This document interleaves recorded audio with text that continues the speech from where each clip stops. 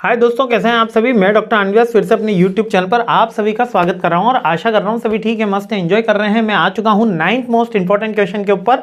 अंतिम प्रहार की सीरीज चल रही है, एक्सपोर्ट इंपोर्ट डॉक्यूमेंटेशन का पेपर चल रहा है। जल्दी से देख लेते हैं 9th क्वेश्चन क्या है। डीम्ड एक्सपोर्ट, जी हाँ, एक बार मतलब कह सकते हो कि एक साल छोड़ के एक साल बार बार ये पूछा जाता है क्वेश्चन, डीम्ड एक्सपोर्ट क्या होता है।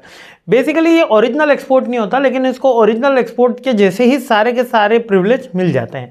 यानी कि मैं ना यहाँ पे जैसे मिस्टर पिंटू है, इसका कोई गुड्स यहाँ पे रखा हुआ है और भेजना है हमें चाइना, लेकिन ये अभी गुड्स जो है वो इंडिया में ही है, लेकिन फिर भी हमने इसको क्या मान लिया, एक्सपोर्ट मान लिया। क्यों मान लिया कि हो सकता है कि कोई डॉक्यूमेंटेशन इस तरीके के हुए हों जिससे ऑनरशिप ट्रांसफर हो गई होगी। एक कॉन्ट्रैक्ट लॉ के अंदर हमने पढ़ा है ऑनरशिप ट्रांसफर।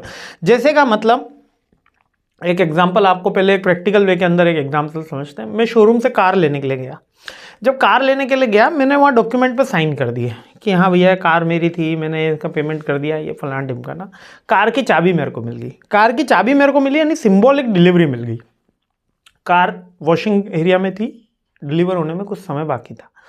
कार आई नहीं है, लेकिन ऑनरशिप किसके ऊपर आ गई है, होंडा कंपनी से अब मेरे पास आ गई है।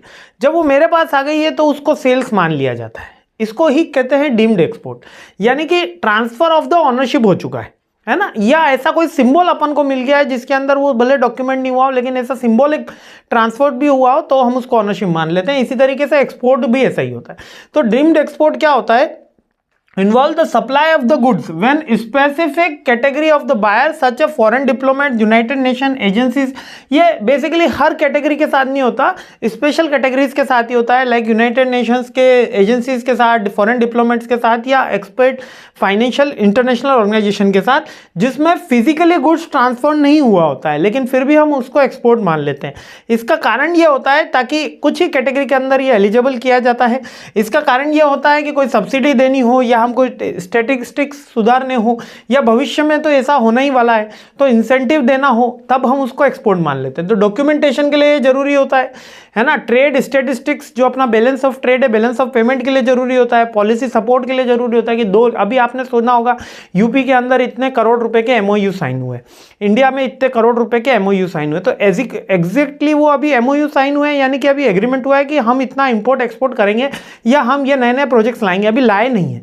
तो उस एमओयू के बिहाफ पे अपन लेटर ऑफ क्रेडिट या other facility, single window clearance system या डॉक्यूमेंटेशन में हेल्प ले सकते हैं। इसी तरीके से एक्सपोर्ट डीम्ड एक्सपोर्ट में भी होता है, तो पॉलिसी को सपोर्ट करता है। तो बेसिकली ये होता क्यों है, हमारे एक्सपोर्ट को बढ़ाने के लिए, हमारी पॉलिसी को सपोर्ट करने के लिए, इंसेंटिव प्रोग्राम्स के लिए, सब्सिडीज के लिए, ग्रांट्स के लिए, हमारे जो balance of trade and balance of payment को इक्वल रखने के लिए, है ना। और ये जो फॉरेन रिलेशनशिप होते हैं उनके लिए भी जरूरी होता है ना। और बस इसके अंदर डॉक्यूमेंटेशन है, बस ये इसके मेजर बेनिफिट है। 6-7 ही बेनिफिट है, सातों लिख दोगे तो बहुत अच्छा पेपर जाएगा।